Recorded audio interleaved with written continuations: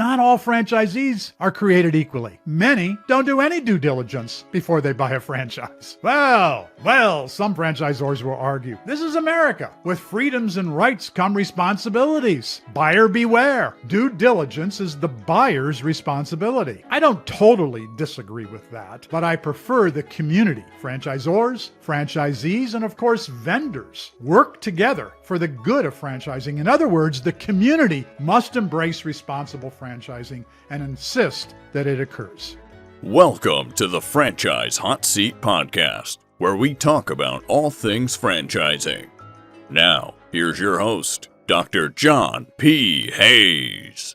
Does responsible franchising exist in the United States? Not quite, but we're getting closer. This is part one of my podcast that examines responsible franchising with a focus on selecting the right franchisees. Recent social media posts by the International Franchise Association announced the franchise community is collectively responsible for protecting the franchise model. I think everyone in franchising agrees that's true. But responsible franchising, some are calling it responsible development, is a topic that the franchise community has not openly embraced historically, at least not in the United States of America. The European Franchise Federation, the British Franchise Association have ardently promoted responsible franchising going back to at least the 1980s, which was when I started interviewing franchisors and franchise leaders internationally. Many members of those international associations frequently chastised American franchisors for selling their brand's master licenses for hundreds of thousands of dollars when most of the master licenses failed. Failure didn't occur because the brand didn't work. The brand worked in the United States. It just wasn't ready for international expansion. And Americans were tagged as greedy for taking money that did not lead to positive results. Of course, failures exist in the USA too. Failure is the major fear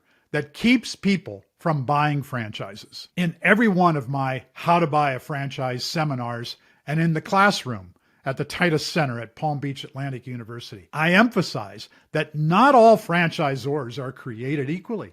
Some do a better job of franchising than do others. I think it's fair to say that some are more responsible in the development of their franchise networks than are the others. Some brands are better developed with a history of success. The training and support that they provide, it's more effective. And the franchisor has people in place who know how to teach the system to franchisees. Sadly, that's not the case among the others. The franchisors who either simply don't have enough experience to know how to develop networks successfully, or perhaps they don't have the money to build out their systems, or hopefully not, but it's possible, they are selling franchises for as long as they can profit by it. And that's not going to do the franchisees any good. In an environment where prospective franchisees complete their due diligence, the others are easily discovered and avoided. But not all franchisees are created equally. Many don't do any due diligence before they buy a franchise. Well, some franchisors will argue, this is America. With freedoms and rights come responsibilities. Buyer beware. Due diligence is the buyer's responsibility. I don't totally disagree with that, but I prefer the community, franchisors, franchisees, and of course vendors, work together for the good of franchising. In other words, the community must embrace responsible franchising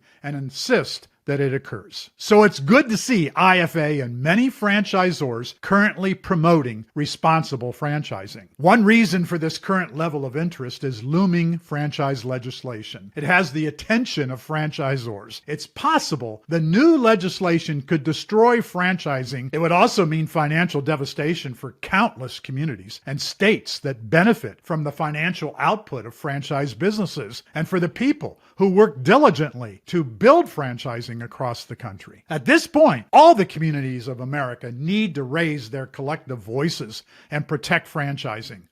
But this must begin feverishly with franchisors. In a media post by Matthew Haller, president and CEO of IFA, he included 4 core tenets of responsible franchising, as explained by Aaron Harper, CEO of the rapidly expanding Rolling Suds franchise brand. Harper was recently my guest on the Franchise Hot Seat podcast. You'll find my interview with him on the Franchise Hot Seat channel on YouTube. Harper advances 4 tenets of responsible franchising, all of them aimed at the franchisor.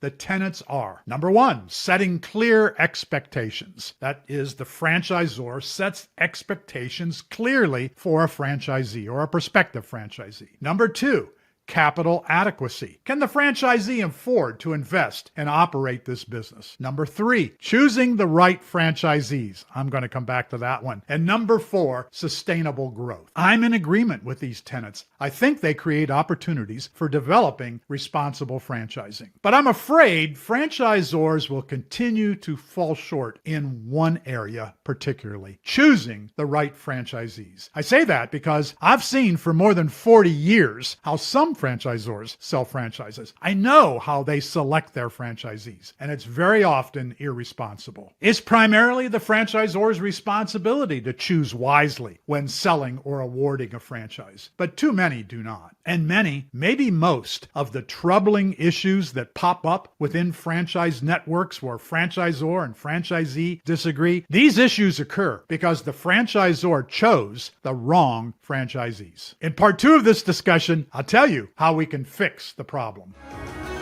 Thanks for tuning in to the Franchise Hot Seat Podcast with Dr. John P. Hayes. Tune in next time for more conversation around all things franchising.